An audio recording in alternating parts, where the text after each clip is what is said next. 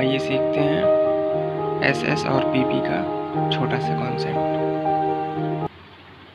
क्या मतलब होता है एसएस और पीपी का? एसएस और पीपी का मतलब ये है, एसएस का मतलब है कि सिंगुलर सब्जेक्ट के साथ आप सिंगुलर वर्ब यूज़ करोगे और प्लूरल सब्जेक्ट के साथ आप प्लूरल वर्ब यूज़ करोगे। क्या मतलब हुआ इसका?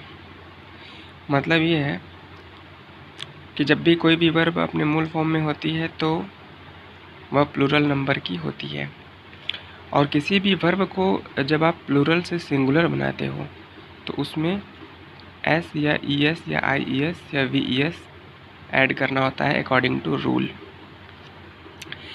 जैसा कि आप देख सकते हो इस नोट में आपके सामने लिखा हुआ है कि प्लूरल वर्ब को सिंगुलर बनाने के लिए एस या ई एस या आई ई एस या वी ई एस ऐड करते हैं।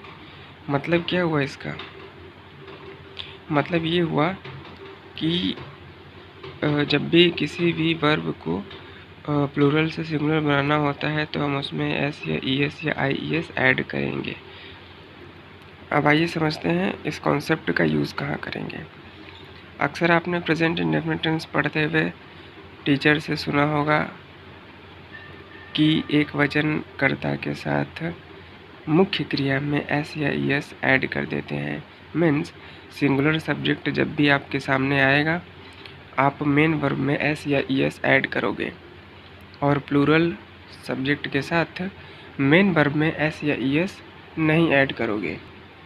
तो ऐसे याद करने में हमें थोड़ी सी दिक्कत आती है कि हमें कब एस या ई एस ऐड करना है, कब नहीं ऐड करना है मेन वर्ब में। तो इसी को समझने के लिए ये कॉन्सेप्ट लाया गया है। तो कॉन्सेप्ट ये कि आप एग्जाम्पल देख रहे हो, ही डज हिज वर्क, ही है सिंगुलर सब्जेक्ट और डू है यहाँ पे मेन वर्ब। अच्छा, डू में ई एस क्यों ऐड किया गया है, समझ आ रहा है? जैसा कॉन्सेप्ट में ऊपर बताया जा रहा था कि जब भी कोई वर्ब अपने मूल फॉर्म में होती है तो वो प्लूरल नंबर की होती है। उसको सिंगुलर में चेंज करने के लिए हमें एस या ई एस ऐड करना होता है, तो इसलिए यहाँ पे डू में ई एस ऐड करके उसको सिंगुलर बनाएंगे। और सेकंड एग्जांपल में आप देख सकते हो, यू अब्यूज अदर्स, यू है प्लूरल सब्जेक्ट और उसके साथ यूज़ हुआ है वर्ब की मूल फॉर्म। वर्ब की मूल फॉर्म इसलिए यूज़ हुई है क्योंकि आपने ऊपर कॉन्सेप्ट में पढ़ा था कि जब भी कोई वर्ब अपने मूल फॉर्म में होती है तो वो प्लूरल नंबर की वर्ब कहलाती है।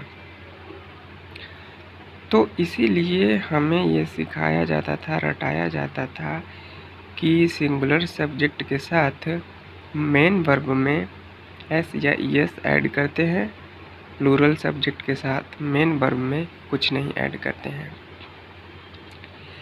तो दरअसल वो रटने की चीज़ें थी, मगर अब आप यहाँ पे समझ चुके हो कि ये ऐसा क्यों होता था कि मेन वर्ब में एस या ई एस ऐड करते हैं सिंगुलर सब्जेक्ट के साथ। तो क्यों ऐड करते हैं अब समझ में आया?